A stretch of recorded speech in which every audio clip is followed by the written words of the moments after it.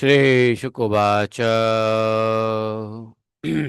इति गोप्य प्रगायन्त्य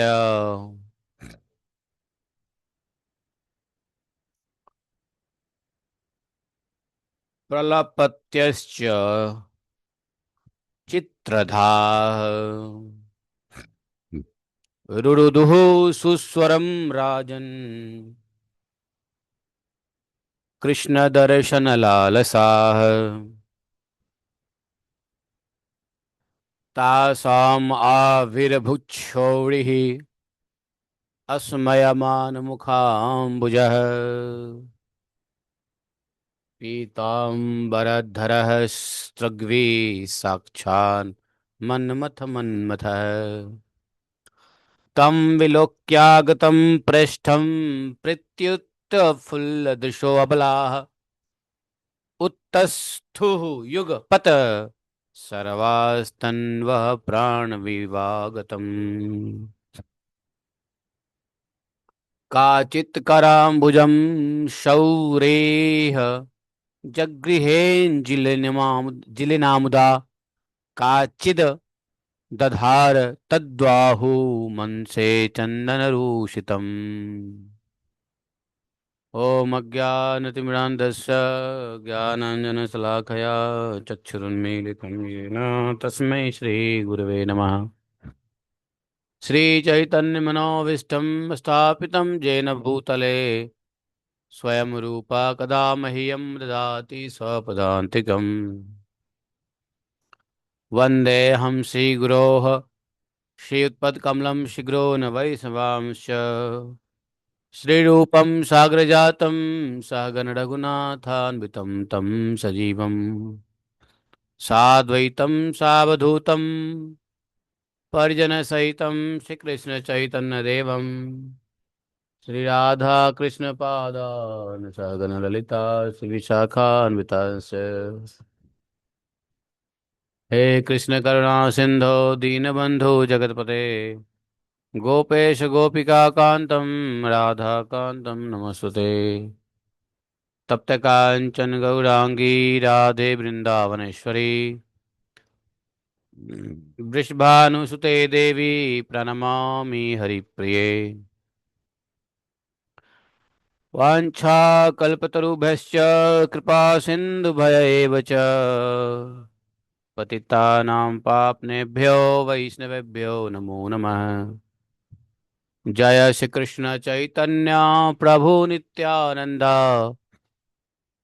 श्री अद्वैत गदाधर शिवासादि गौर भक्तवृंद हरे कृष्णा कृष्ण कृष्ण हरे हरे हरे राम राम राम हरे हरे हरे कृष्णा कृष्ण कृष्ण हरे हरे हरे राम राम राम हरे हरे।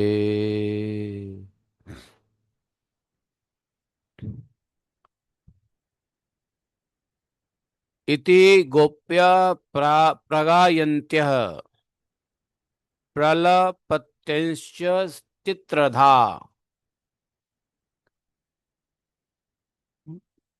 गोपियां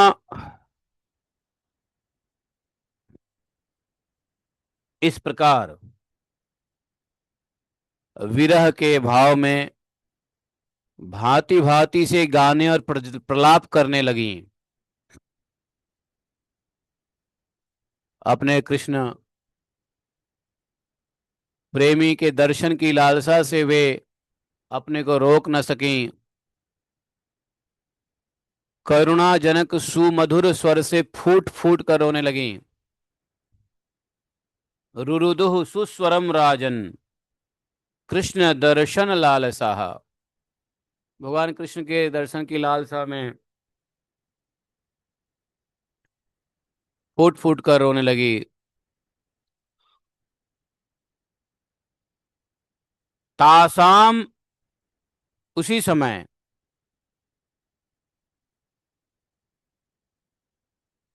उनके बीचों बीच भगवान श्री कृष्ण प्रकट हो गए। उनका मुख कमल मंद मंद मुस्कान से खिला हुआ था। गले में बनमाला थी, पीताम्बर धारण किए हुए थे। और उनका यह रूप क्या था, मानो सबको मन को मथ देने वाला, कामदेव के मन को भी मथ देने वाला ऐसा रूप लावण्य भगवान का। कोटि कोटि कामों से भी सुंदर परम मनोहर भगवान श्री कृष्ण को आया देख करके गोपियों के नेत्र प्रेम और आनंद से खिल उठे। एक साथ सभी गोपियां उठ खड़ी हुई, मानो प्राण निकले हुए शरीर में पुनः प्राण आ गया हो। कोई, जैसे कोई मर के जिंदा हो गया हो ऐसा। एक साथ सब उठ के खड़ी हो गई और शरीर के एक एक अंग में नवीन चेतना, नई ऊर्जा, स्फूर्ति आ गई सभी गोपियों के। एक गोपी ने बड़े प्रेम और आनंद से श्री कृष्ण के कर कमल को अपने दोनों हाथों में ले लिया और वह धीरे धीरे उसे सहलाने लगी। दूसरी गोपी ने चंदन चर्चित भुजदंड को अपने कंधे पर रख लिया। तीसरी सुंदरी ने गोपी ने भगवान का चबाया हुआ पान अपने हाथों में ले लिया। चौथी गोपी, जिसके हृदय में भगवान के विरह से बड़ी जलन हो रही थी, बैठ गई और उनके चरण कमलों को अपने वक्ष स्थल पर रख लिया। अन्य पांचवी गोपी प्रयण कोप से बिहल होकर भौएं चढ़ाकर दांतों से होठ दबाकर अपने कटाक्ष वाणों से बिंदती हुई भगवान को घूरने लगी, तारने लगी, देखने लगी, ताकने लगी। और छठी गोपी ने अपने अपलक नयनों से भगवान के मुख कमल का मकरंद पान रस पान करने लगी। परंतु जैसे संत पुरुष भगवान के चरणों के दर्शन से कभी तृप्त नहीं होते, वैसे ही वह उनकी मुख माधुरी का निरंतर पान करते रहने पर भी तृप्त नहीं होती थी। सातवीं गोपी नेत्रों के मार्ग से भगवान को अपने हृदय में ले गई और फिर उसने आंख बंद कर लिया। मन ही मन भगवान से आलिंगन करने उनका उसका शरीर, गोपी का शरीर पुलकित हो गया, रोम रोम खिल उठा और वह सिद्ध योगियों के समान परम आनंद में मग्न हो गई।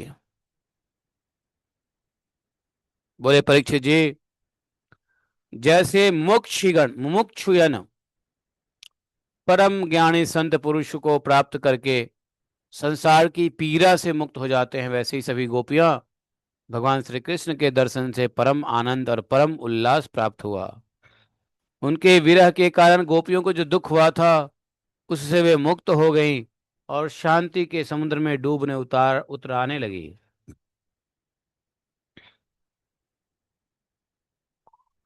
परीक्षित जी, यूं तो भगवान श्री कृष्ण अच्युत और एक रस हैं, उनका सौंदर्य और माधुर्य निरतिशय है।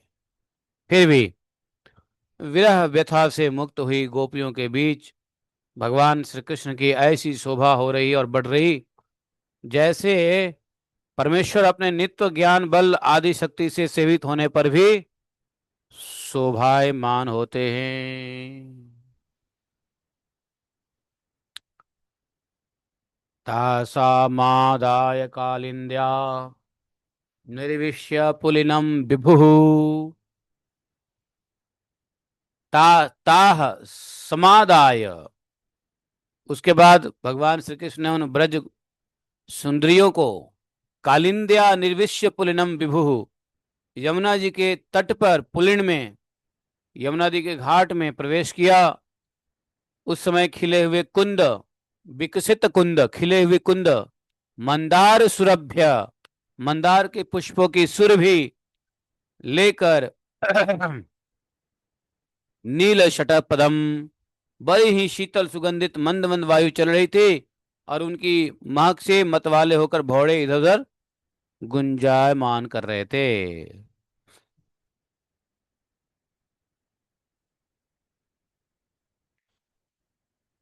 शरतकालीन की चंद्रमा तो थी ही, चंद्रमा की रोशनी, चांदनी इतनी निराली, इतनी छटा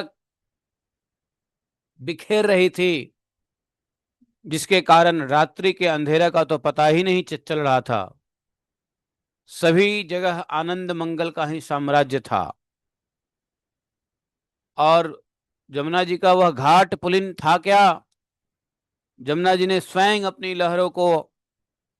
लहरों के हाथों भगवान की लीला के लिए सुकोमल बालू का मानो रंग मंच बना दिया हो। हम्म। भगवान श्री कृष्ण के दर्शन से गोपियों के हृदय में इतने आनंद और इतने रस का उल्लास हुआ कि उनके हृदय की सारी आधी व्याधि मिट गई। जैसे कर्म कांड की श्रुतियां उसका वर्णन करते करते अंत में ज्ञान कांड का प्रतिपादन करने लगती है, और फिर भी समस्त मनोरथ से ऊपर उठकर कृत्य कृत्य हो जाती है। वैसे ही गोपियां भी पूर्ण काम हो गई। अब उन्होंने अपने वक्षस्थल पर लगी हुई रोली केसर से चिन्हित ओढ़नी को अपने परम प्यारे सुहृद श्री कृष्ण के बैठने विराजने के लिए बिछा दिया। बड़े बड़े योगेश्वर अपने योग साधन से पवित्र किए हुए हृदय में जिनके लिए आसन की कल्पना करते हैं, फिर भी अपने हृदय सिंहासन पर भगवान को नहीं बिठा पाते हैं, वही सर्वशक्तिमान भगवान यमुना जी के रेता में गोपियों की ओढ़नी पर बैठ गए। गोपियों ने बड़े प्रेम से ओढ़ने बिछा दिया भगवान को बैठने के लिए। हजारों हजार गोपियों के बीच में भगवान पूजित हुए, बड़े शोभा पा रहे थे। तीनों लोकों में जितना भी सौंदर्य प्रकाशित हो सकता है होता है, वह सब तो भगवान के सौंदर्य के सामने एक बिंदु मात्र है।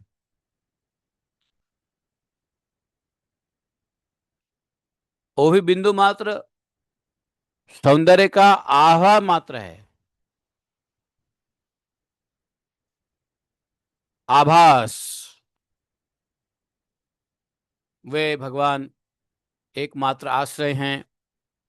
भगवान श्री कृष्ण अपनी इस अलौकिक सौंदर्य के द्वारा गोपियों के प्रेम और आकांक्षाओं को और भी बढ़ा रहे थे।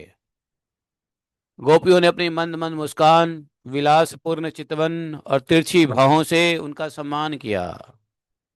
किसी ने उनके चरणों को, कमलों को अपनी गोद में रख लिया, तो किसी ने उनके कर कमलों को, और वे उनके संस्पर्श का आनंद लेते हुए कभी कभी कह उठती थी, कितना सुकुमार है, कितना मधुर है। इसके बाद श्री कृष्ण के छिप जाने से मन ही मन तनिक रूठ कर उनके मुंह से ही उनका दोष स्वीकार कराने के लिए वे कहने लगी। भगवान छुप गए थे, और अभी मन ही मन रूठ कर अपने मुंह से क्या कह रही है? शरत चंद्राशु संदोह ध्वस्त दोषा तमः शिवम कृष्णाया हस्त तरला चित कोमल बालुकम।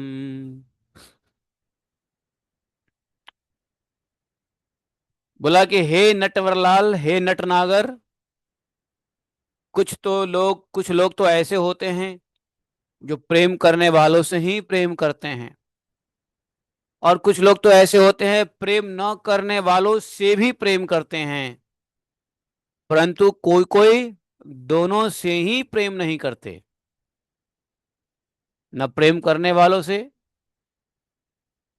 न प्रेम नहीं करने वालों से, दोनों से भी कोई कोई लोग प्रेम नहीं करते। हे प्यारे, इन तीनों में तुम्हें कौन सा अच्छा लगता है? भगवान से पूछा गोपियों ने कि बताइए, ये तीनों व्यक्तित्व में कौन सी व्यक्तित्व आपको पसंद है? जो प्रेम करने वालों से प्रेम करता हो, या जो प्रेम नहीं करने वालों से प्रेम करता हो, या दोनों में से किसी को भी प्रेम नहीं करता हो? भगवान से प्रश्न किया, घुमा के प्रश्न किया। भगवान ने कहा, अरे मेरी प्यारी सखियों, प्रिय सखियों, जो प्रेम करने पर प्रेम करते हैं तो उनका प्रेम तो स्वार्थ है। भाई प्रेम हमें कोई चीज दे रहा है तो हम उसको देंगे, ये स्वार्थ है। मात्र लेन देन है, उस लेन देन में ना तो सौहार्द है, ना तो धर्म है।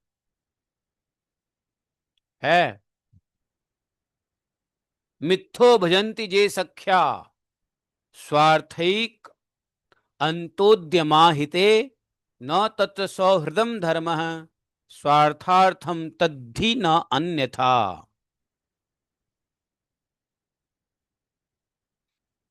तो उनका प्रेम केवल स्वार्थ के लिए है, केवल लेन देन मात्र है, उसमें कोई सौहार्द नहीं, प्रीति नहीं। इसके अतिरिक्त उनका कोई और उद्देश्य होता ही नहीं है। कौन? जो प्रेम करने पर प्रेम करे। अच्छा, दूसरी बात, देवियों सुंदरियों, जो लोग प्रेम न करने वाले से भी प्रेम करते हैं, जैसे स्वभाव से ही करुणाशील सज्जन, जो करुणाशील सज्जन होते हैं ना, वो प्रेम नहीं करने वाले से भी प्रेम करते हैं। जिनके हृदय में करुणा होता है, साधु स्वभावी होते हैं, वो प्रेम नहीं करने वालों से भी प्रेम करते हैं। जैसे माता पिता, उनका हृदय सौहार्द से, हितैषी से भरा रहता है। सच पूछो तो उनके व्यवहार में निश्चल सत्य एवं पूर्ण धर्म भी है। अच्छा, कुछ लोग ऐसे होते हैं जो प्रेम करने वाले से भी प्रेम नहीं करते, न प्रेम करने वालों से ही उनको, उनके सामने, भाई, जो प्रेम करने वालों से प्रेम नहीं करेगा जो व्यक्ति, वो नहीं प्रेम नहीं करने वालों से कैसे करेगा? कोई प्रश्न ही नहीं उठता है।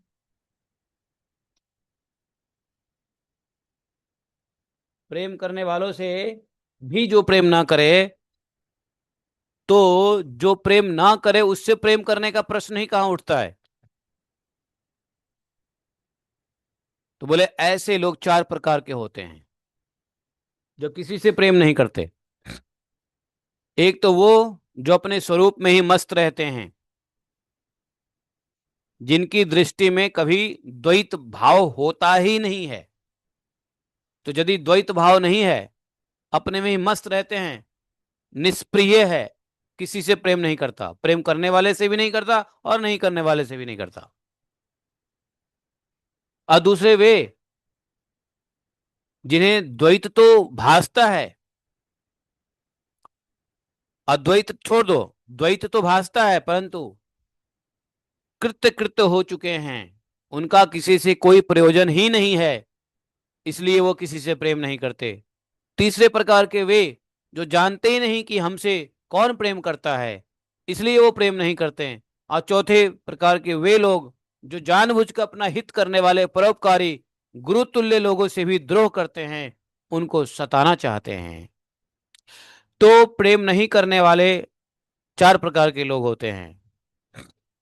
तो ये चार प्रकार के लोग बताया। गोपियों, मैं तो प्रेम करने वालों से भी प्रेम का वैसा व्यवहार नहीं करता जैसा करना चाहिए। मैं, भगवान कह रहे हैं कि मुझसे जो प्रेम करता है उससे मैं प्रेम जैसा व्यवहार नहीं करता जैसा करना चाहिए। 20वें श्लोक में देखो, ना तो सख्य भजतो अपि जंतुन भजाम मिमीशाम अनुवृत्ति वृत्तये। अनुवृत्ति वृत्तये मतलब जैसे वो प्रेम करता है वैसा ही मैं, अनुवृत्ति मैं नहीं करता। क्यों? यथा धनो लब्ध धने विनष्टि तत्चिंतयात यन भृतो न वेद। ऐसा क्यों नहीं करते हैं? मतलब प्रेम करने वाले से भी प्रेम जैसा व्यवहार आप नहीं करते हो, क्यों नहीं करते हो? तो बोलते हैं इसलिए नहीं करता हूं कि उनकी चित्तवृत्ति और भी मुझ में लगे और निरंतर लगी रहे।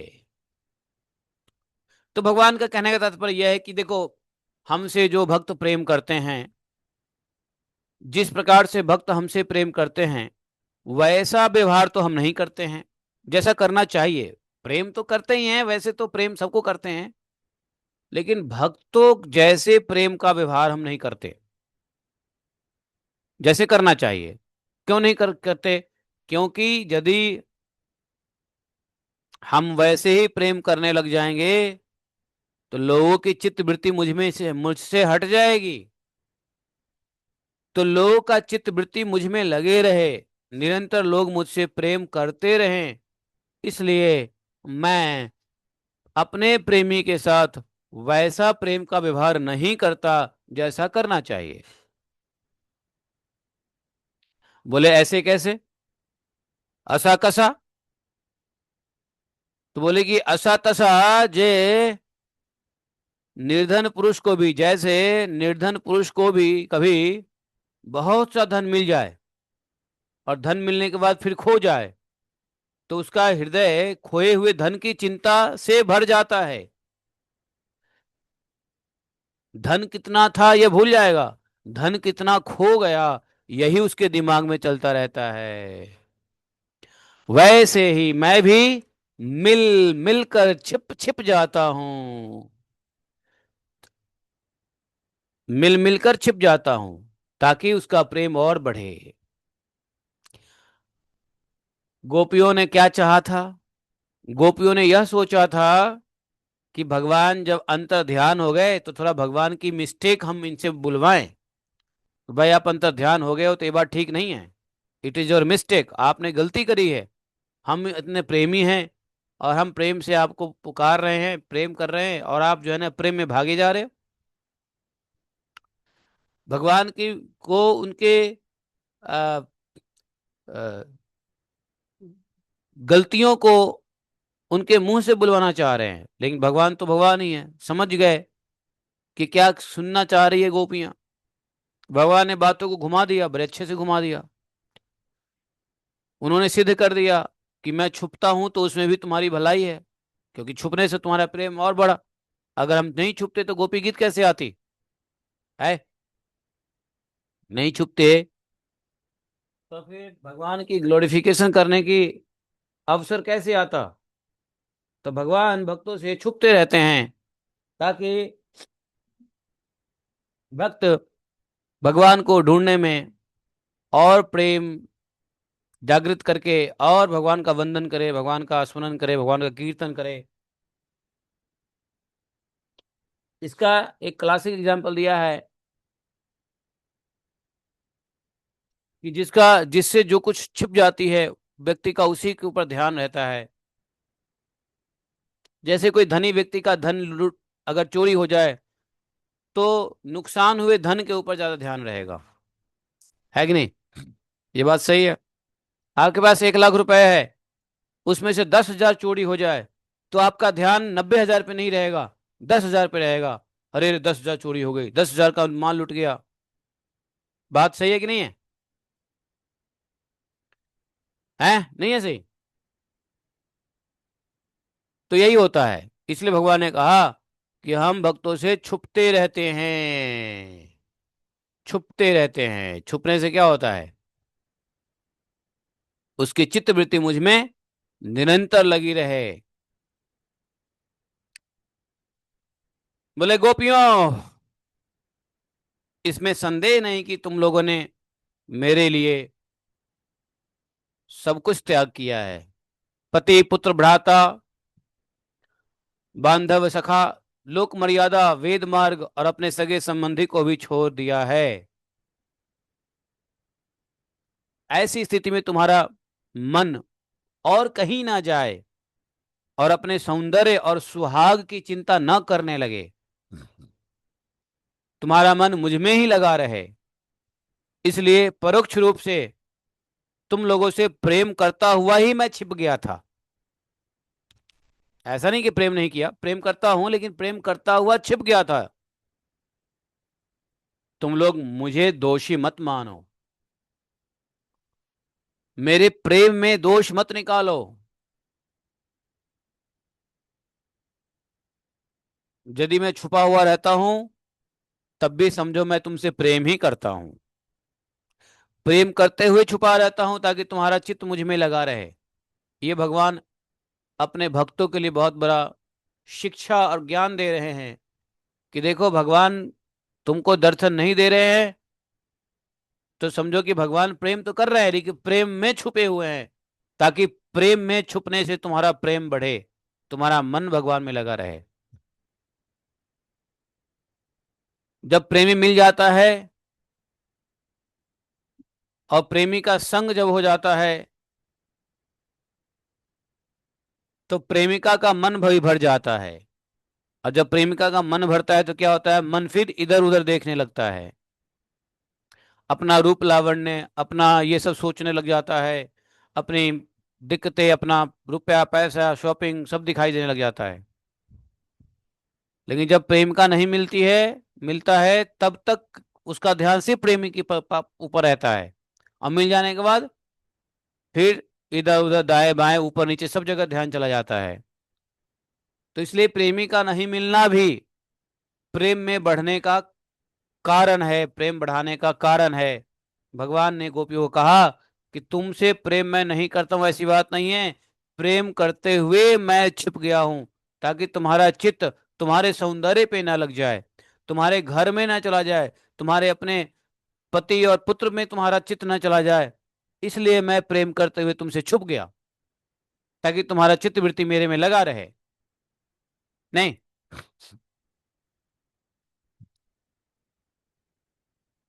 तो भगवान इसलिए मिल मिलकर छिप जाते हैं।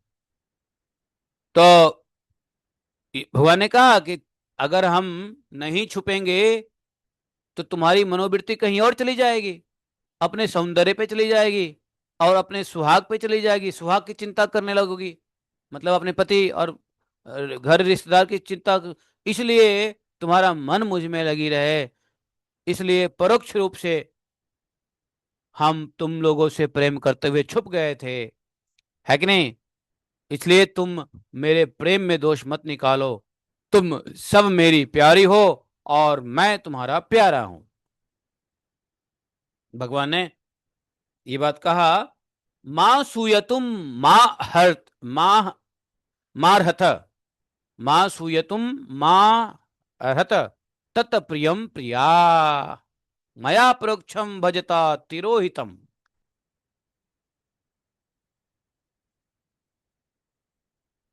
तो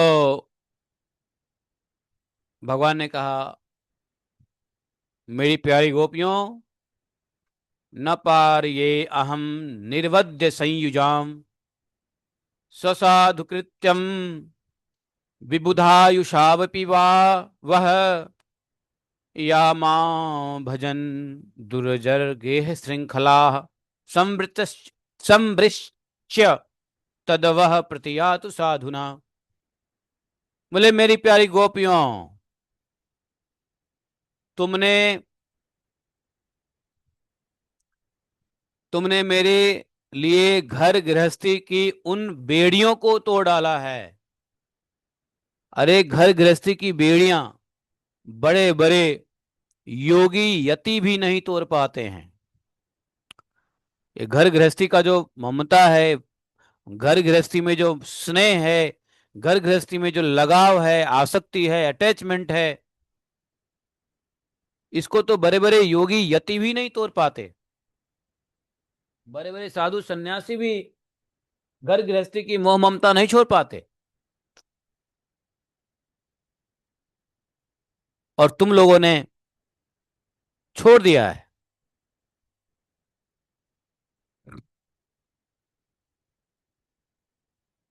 मुझसे तुम्हारा यह मिलन, यह आत्मिक संयोग सर्वथा निर्मल और सर्वथा निर्दोष है। यदि मैं अमर शरीर से, अमर जीवन से अनंत काल तक तुम्हारे प्रेम, तुम्हारे सेवा, तुम्हारा त्याग का बदला चुकाना चाहूं तो भी मैं तुम्हारे प्रेम का बदला नहीं चुका सकता। इसलिए गोपियों, मैं जन्म जन्म के लिए तुम्हारा ऋणी हूं। तुम अपने सौम्य स्वभाव से, प्रेम से मुझे उऋण कर सकती हो। मुझ में तुम्हारे ऋण को चुकाने का कोई शक्ति नहीं है।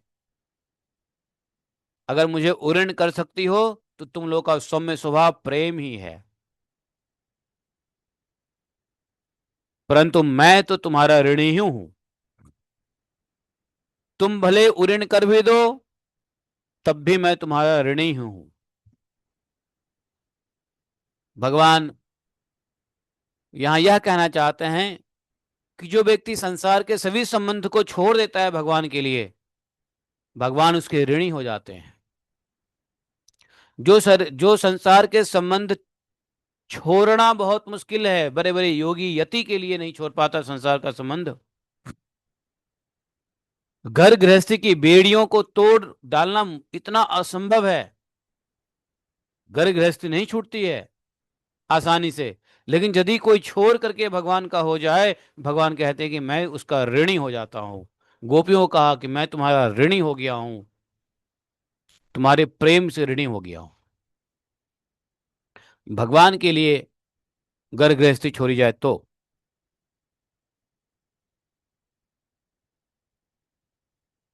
भगवान ने कहा है कि मेरा शरीर क्या है, अमर है। मैं अपने अमर शरीर से, अमर जीवन से अनंत काल तक भी तुम्हारे प्रेम सेवा त्याग बलिदान का बदला नहीं चुका सकूंगा। गोपियों ने जो चाहा था सुनना, वो अब सुन लिया। गोपियों को जवाब मिल गया। भगवान ने स्पष्टीकरण कर दिया। जो गोपियां भगवान के छुपने में भी दोष देख रही थी, लिटरली गोपियां यह देख रही थी कि बताओ, हम इतने प्रेम करते हैं, ये हमसे छुप रहे हैं।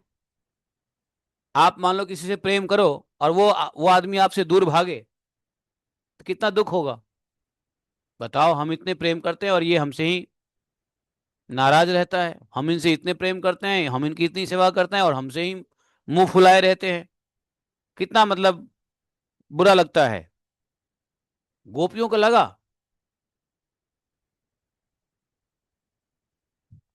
गोपियों ने अप्रत्यक्ष रूप से प्रश्न पूछ दिया और भगवान ने प्रत्यक्ष रूप से सारा उत्तर दे दिया कि भाई, हम छुपे हैं तो तुम्हारी भलाई के लिए, हम छुपे रहते हैं तो तुम्हारी भलाई के लिए।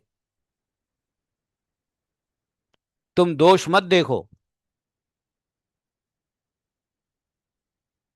जैसे कोई कहे कि हम तुमसे मुंह फुलाए रहते हैं तुम्हारी भलाई के लिए, ताकि तुम और सेवा करते रहो।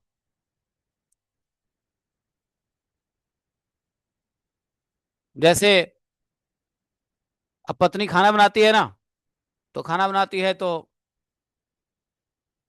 एक पति था, एक पत्नी थी, विशेष पति पत्नी। तो पत्नी जो है ना, खूब बढ़िया बढ़िया खाना बनाती थी और पति को बड़ी प्रेम से खिलाती थी। आवाज आ रही है? सुन रहे हो? अंतिम कथा नहीं सुन रहे हो? पति पत्नी कथा। तो वो जो पत्नी बहुत बढ़िया से प्रसाद बनाती, खाना बनाती और अपने पति को खिलाती, और रोज रोज नए नए कलाकारी से खाना बनाती। और जितना वो खाना अच्छा बनाती, पति खाने खाते तो कहते हैं, लेकिन उसमें कुछ कमी निकाल देते। आज ये कमी है, आज वो कमी है। तो जैसे ही कमी बता देते पति, तो पत्नी क्या करती, अगले दिन और सावधानी से खाना बनाने लगी। समझे? अगले दिन और सावधानी से खाने बनाने लगी। और फिर अगले दिन पूछा, आज कैसा बना प्रसाद? आज बना ठीक है, लेकिन थोड़ा सा इसमें ये चीज होता तो अच्छा हो जाता। पति पत्नी फिर से अलर्ट हो गई, कल सही से बनाऊंगी बढ़िया से।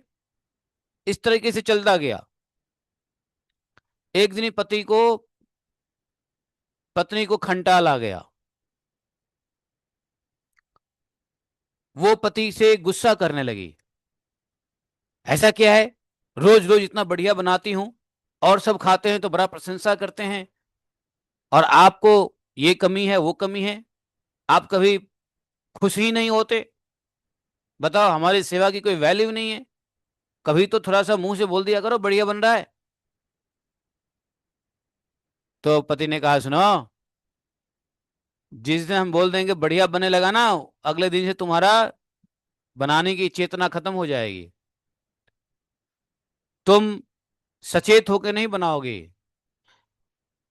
तुम्हारी मन चित्त प्रसाद बनाने में लगा रहे, इसलिए मैं बोल देता हूं कि यार थोड़ा थोड़ा बढ़िया हो सकता था जो नहीं हुआ है।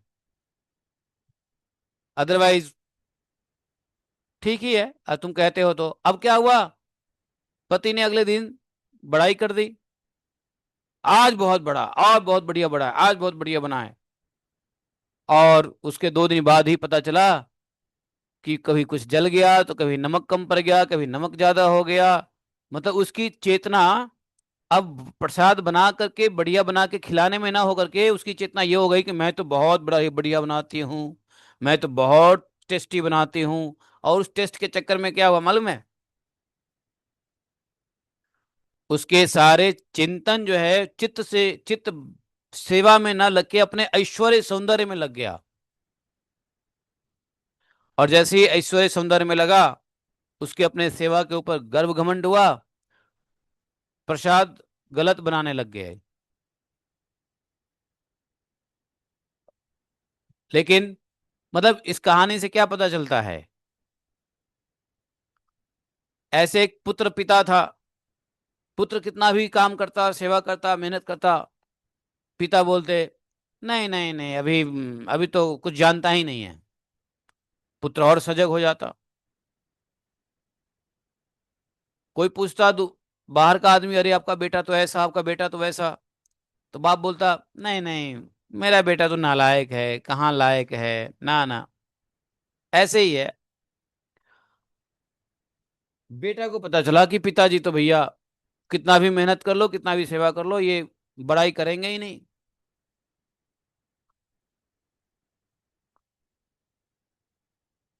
पुत्र को आया क्रोध।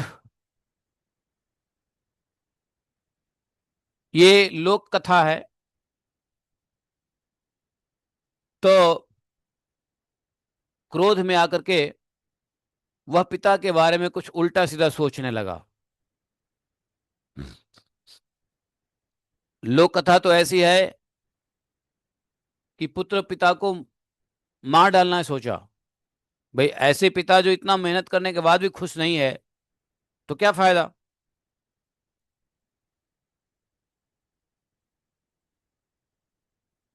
तो जिस रात्रि वह पिता के ऊपर क्रोधित था, उसी रात्रि में कुछ संजोग से ऐसा हुआ कि पति पत्नी आपस में बात कर रहे थे, अर्थात माता पिता आपस में बात कर रहे थे।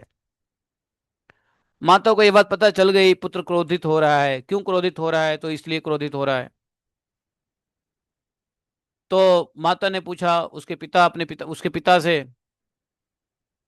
कि अजी सुनते हो, देखो दुनिया इतना बड़ाई कर रही है, आपकी भी इतना इतना बढ़िया बालक है, सबके नजर में सब ठीक ठाक है, और आप उसको बार बार ऐसे करते रहते हो, क्यों करते रहते हो, कभी तो उसको अप्रिशिएट कर दिया करो।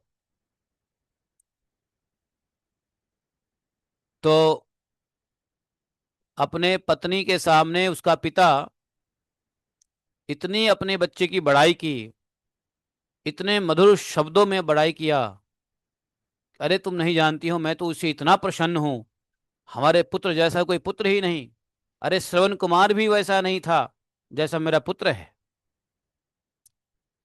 लेकिन अगर मैं अपने पुत्रों की जिस दिन बड़ाई कर दूंगा, उसके हृदय में अपने किए हुए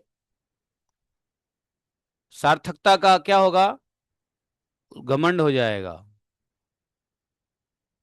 अहंकार भाव आ जाएगा, और वह फिर अपने इस प्रकार के उत्कृष्ट सेवा या उत्कृष्ट व्यवहार में उसके दोष आ जाएंगे। मैं इस दोष से बचाने के लिए उसको, उसके गुण को सुरक्षित करने के लिए, हम दुनिया से कहते हैं कि हमारा बेटा लायक है ही नहीं। बड़ी लंबी चौड़ी उन्होंने बड़ाई करी बेटे की। बेटा का आंख खुल गया। बेटा ने कहा बाप रे बाप, हमारा बाप तो बड़ा हमसे बहुत प्रेम करता है, और हम क्रोधित हो रहे हैं। उसका क्रोध गल गया, बह गया। अगले दिन सुबह पिताजी का चरण पकड़ लिया, माफी मांगा कि मैं आपके प्रति बीते रात को कुछ अनर्थ करने वाला था, लेकिन आपने, आपकी बात सुन के मेरा आंख खुल गया, मुझे माफ कर दीजिए। तो कहने का तात्पर्य क्या है? यही बात भगवान कह रहे हैं कि हम तुमसे छुप जाते हैं, या हम तुमसे अलग रहते हैं, या हम तुमको नहीं देखते हैं, तो इसमें मुझ में दोष मत निकालो। तुम्हारी भलाई के लिए हम ऐसा कर रहे हैं। समझे? तो आप लोग कोई सेवा करते हो और उसमें आपको बड़ाई मान सम्मान नहीं मिलता है, तो समझिए हमारे लिए भलाई है। लेकिन जब किसी सेवा में मान सम्मान मिलने लग जाए, बड़ाई मिलने लग जाए, रिकॉग्निशन मिलने लग जाए, तो समझो वास्तव में वह आपके लिए हानिकारक है। समझे? इसलिए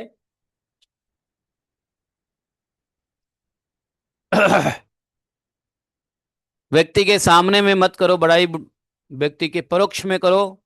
परोक्ष में बड़ाई करने वाला मित्र होता है, सामने बड़ाई करने वाला शत्रु होता है। क्योंकि सामने बड़ाई करने से उसका नुकसान होगा, नुकसान शत्रु करता है। परोक्ष में बड़ाई करने वाला उसका सुहृद होता है और वही मित्र होता है। तो किसी के सामने अगर आपने बड़ाई कर दी उस व्यक्ति की, तो आप दुश्मन तुल्य हो गए, उसके लिए दुष्ट तुल्य हो गए। बड़ाई पीछे होनी चाहिए, सामने नहीं।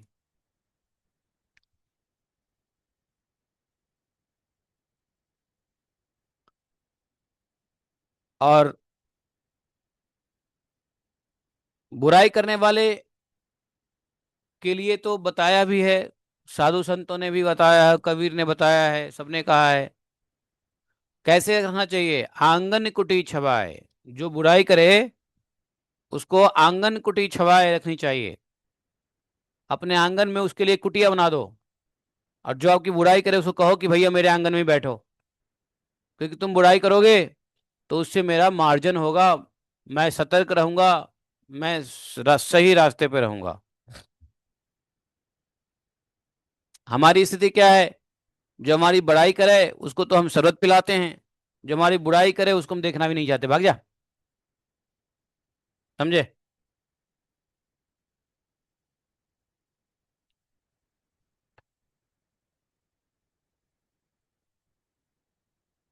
तो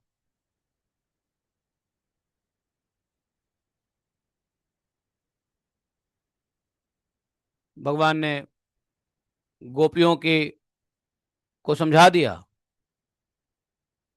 कि तुम हमें बुरी दृष्टि मत रखो, हमारे प्रेम में दोष मत देखो। हम छुपते हैं, भागते हैं तो तुम्हारे लिए ही, ताकि तुम्हारा चित्त मुझ में लगा रहे, ना कि अपने परिवार में चला जाए। और भगवान, भक्त को भगवान का ढूंढना, अब भगवान को भक्त से लुका छुपी खेलना, भागना, दूर रहना, अदृश्य हो जाना, ये चलता रहता है। इससे प्रेम बने रहते हैं। समझे? आप कहीं जाओ और आपको बहुत प्रेम मिले, तो वहां बहुत कम देर टिको, बहुत कम देर रुको। क्यों? अगर अधिक देर रुक जाओगे तो वो प्रेम प्राप्त नहीं होगा जो थोड़े देर में होता है। समझे? जहां खूब मान सम्मान बड़ाई मिले वहां थोड़ी देर रुको, निकल लो वहां से। जहां खूब स्वागत हो वहां बस 2 घंटा रुके, निकल लो। 2 दिन रुकने की जरूरत नहीं है। 2 दिन बाद तो आप सारा प्रेम का जो वो है ना सूख जाएगा और फिर ड्राई हो जाएगा। खूब प्रेम इज्जत करने वाले लोग 3 दिन के बाद आपकी प्रेम इज्जत नहीं करेंगे, फिर पूछेंगे आपकी रिटर्न टिकट कब की है। समझे? इसलिए भगवान वहां टिकते ही नहीं अपने भक्त प्रेमी भक्तों के पास में, तुरंत अंतर ध्यान हो जाते हैं।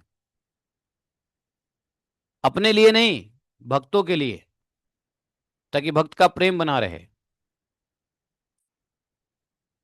और यह बात भक्त जानते हैं कि भगवान हमारे साथ हमेशा नहीं रह सकते, इसमें हमारे को ही फायदा है। तो इसलिए भक्त भगवान के साथ रहने की इच्छा भी नहीं करता। यह इच्छा बहुत डेंजर है। भगवान के साथ रहने वाली जो इच्छा है वो बहुत डेंजर है। भक्त दो ही चीज चाहता है, भगवान के लिए सेवा कार्य और भक्तों का संग। भगवान का संग नहीं चाहता। हाँ, भगवान की सेवा करेगा, लेकिन भगवान का संग नहीं चाहेगा। तो गोपियों के माध्यम से भगवान ने भागवत के सभी स्टूडेंटों को यही सिखाया है। समझे?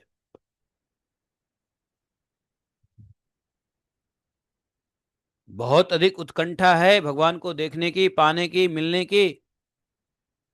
रो धो नाम जप करो, मन से आलिंगन करो, भाव से आलिंगन करो, भगवान की अनुभूति होगी। भगवान दर्शन देते हैं किसी न किसी तरीके से। लेकिन जब तक भगवान नहीं दर्शन देते हैं तो समझिए कि हमारी विरह अभी तेज नहीं है, हमारा ध्यान भगवान पर 100% नहीं है। जिस दिन 100% भगवान पे ध्यान आ जाएगा, चित्त भगवान पे लग जाएगा, भगवान का दर्शन होता है। क्षण भर के लिए होता है, होता है। तो रास क्रीड़ा में गोपी को इस प्रकार से भगवान ने सांत्वना दिया, समझाया प्रकट होकर के।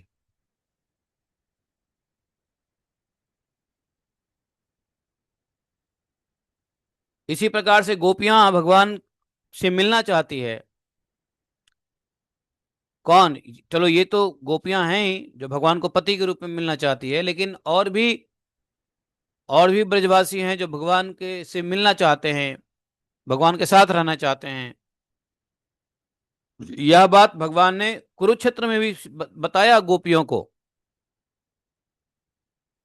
कि हम अगर दूर हैं तो तुम्हारे फायदे के लिए हैं, क्योंकि दूर रहने से प्रेम बढ़ती है। नजदीक रहने से वो प्रेम नहीं बनेगा जितना दूर रहने से होता है। तो गोपियां, ब्रजवासी बोले, अरे कन्हैया, तुम बचपन में तो हमारे साथ ही रहे 12 साल तक, तो क्या हमने तुमसे प्रेम नहीं किया? तो भगवान ने क्या कहा होगा? अरे, बचपन तो सबको अच्छा लगता है, अच्छा नहीं लगता है तो बचपना चली जाए। बचपन में देखो कुत्ते के बच्चे भी अच्छे लगते हैं। बचपन में सभी बच्चे अच्छे लगते हैं। सरदार के बच्चे देखो बचपन में कितने अच्छे लगते हैं। सभी बच्चे बचपन में अच्छे लगते हैं, प्यारे लगते हैं। गाय के बच्चे देखो, बछड़े देखो, बचपन में कितना अच्छा लगता है। लेकिन ये बड़े हो जाए तो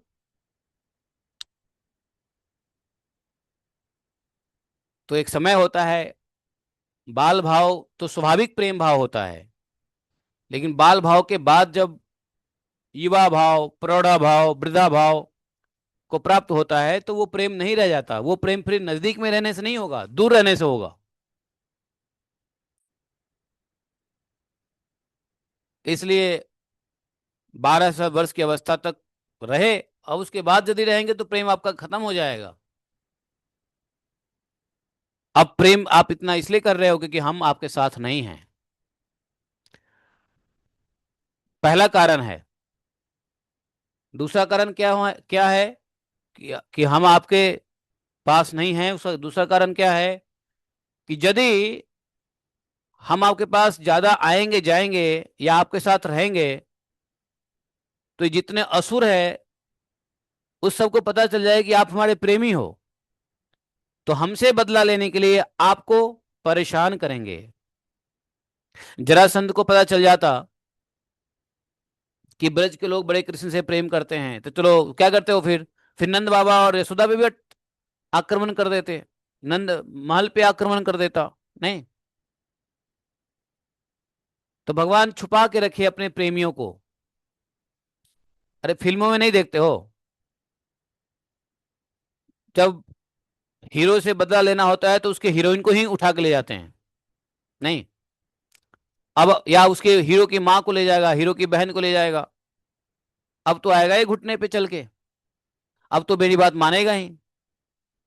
तो प्रेम को इसलिए छुपाना चाहिए, किससे? शत्रु से। प्रेम को छुपाने की आवश्यकता है शत्रुओं से, क्योंकि शत्रु लोग प्रेमी को आघात करते हैं। यदि उसके पास शक्ति नहीं है अपने दुश्मन से लड़ने की, तो अपने दुश्मन के प्रेमी लोगों को वो परेशान करेगा। जैसे अभी हाल फिलहाल में देखो, ईरान को पता है कि हम अमेरिका का कुछ नहीं बिगाड़ सकते, तो क्या चाहता है वो?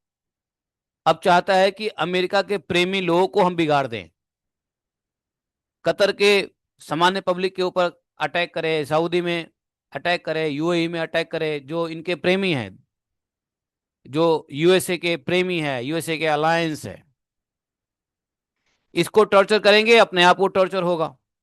या तो इनके रिलेशन खत्म होंगे, रिलेशन खत्म होगा तो इसका आर्मी बेस यहां से खत्म हो जाएगा, और इतनी दूर अमेरिका से तो लड़ाई कर नहीं सकता है। तो ये शत्रु भाव का नेचर है कि शत्रु को पराजित नहीं कर सको तो उसके प्रेमियों को ही परेशान करो। तो ये भी बात इसलिए भी भगवान ने बताया कि हम इसलिए आपसे ज्यादा मिलना जुलना, ज्यादा आना जाना हमने नहीं किया, ताकि इन शत्रुओं को पता न चले, आप लोग सुरक्षित रहो। तो ये बाह्य कारण है। और अंतः कारण यह है कि भाई दूरी में प्रेम रहता है।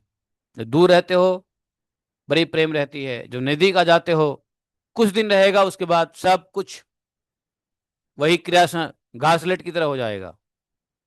समझे? मतलब घर के मुर्गी दाल बराबर। तो किसी के यहाँ तब तक रहनी चाहिए जब तक घर की मुर्गी ना बनो। घर की मुर्गी बन गए तो दाल बराबर, कौन पूछता है, डब्बे में रखा हुआ है। तो भगवान ने यहां भी बताया है, इंडिकेट किया है 33वें अध्याय में, और उधर जब कुरुक्षेत्र में मिलेंगे वहां भी ये बात बताए हैं।